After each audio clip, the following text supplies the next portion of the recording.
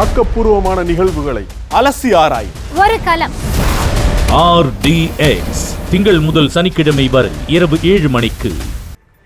ராணிப்பேட்டை மாவட்டம் காவனூர் அருகே உள்ள தனியார் பள்ளி மாணவன் உயிரிழப்பில் சந்தேகம் இருப்பதாக கூறி உடலை வாங்க மறுத்து உறவினர்கள் சாலை மறியல் போராட்டத்தில் ஈடுபட்டுள்ளனர். இது தொடர்பான விவரங்களோடு இணைகிறார் நமது செய்தியாளர் அருளரசன். அருளரசன், வணக்கம். மேலும் விவரம். ராணிப்பேட்டையில் தனியார் பள்ளி மாணவன் உயிரிழப்பில் சந்தேகம் இருப்பதாக கூறி உடலை வாங்க மறுத்து உறவினர்கள் போராட்டத்தில் ஈடுபட்டிருக்கிறார்கள். அது தொடர்பான அந்த காட்சிகளை பார்த்து வருகிறோம்.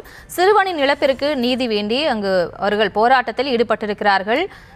முகம் வீங்கிய நிலையில் உயிரிழந்த 2ஆம் வகுப்பு மாணவன் உடலை வாங்க மறுத்து உறவினர்கள் அங்கு போராட்டத்தில் ஈடுபட்டிருக்கிறார்கள். அது தொடர்பான அந்த அண்மை செய்தியை பார்த்து வருகிறோம். இது தொடர்பான விவரங்களோடு இணைகிறார் நமது செய்தியாளர் அருளரசன். அவரிடம் பேசலாம். அருளரசன், வணக்கம். அங்க இருக்கக்கூடிய போராட்டக்காரர்களின் கோரிக்கை என்னவாக இருக்கு, அவர்கள் என்ன சொல்றாங்க, முழு விவரம்.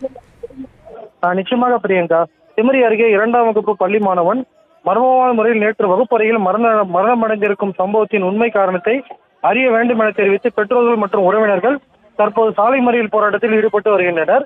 ராணிப்பேட்டை மாவட்டம் திமிரி அடுத்த தாமரைப்பாக்கம் கிராம பகுதியை சேர்ந்தவர் தீபா மணிகண்டன் என்பவரின் 7 வயது மகன் மிதுன் என்பவர் காவனூர் அருகே உள்ள யோகி வேமனா தனியார் மெட்ரிகுலேஷன் என்ற தனியார் பள்ளியில் 2ஆம் வகுப்பு கல்வி பயின்று வந்த நிலையில் நேற்று மதிய உணவு இடைவெளியில் முடிந்த பின்னர் வகுப்பறையில் மிதுன் முகம் வீங்கிய நிலையில் மயக்கமடைந்து பரிதாபமாக உயிரிழந்துள்ளார்.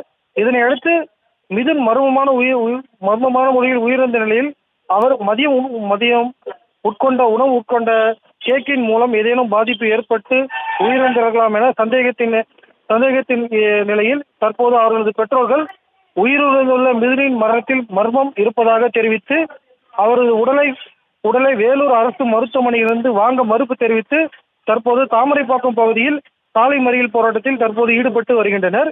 மேலும் உயிரிழந்த தங்களது மகனுக்கான உண்மையான சம்பவம் அறிய வேண்டும் என மிதுனின் பெற்றோர்கள் மற்றும் கிராம பொதுமக்கள் சாலையில் அமர்ந்து கொண்டு தங்களுடைய கண்டன கோஷங்களாக எழுப்பி போராட்டத்தில் ஈடுபட்டு வரும் சம்பவம் தற்போது அங்கு பரபரப்பு ஏற்படுத்தியுள்ளது.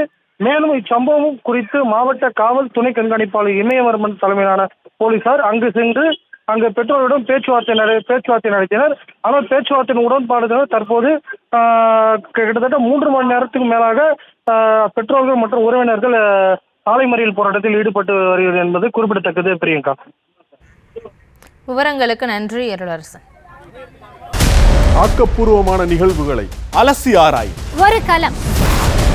RDX திங்கள் முதல் சனிக்கிழமை வரை இரவு 7 மணிக்கு.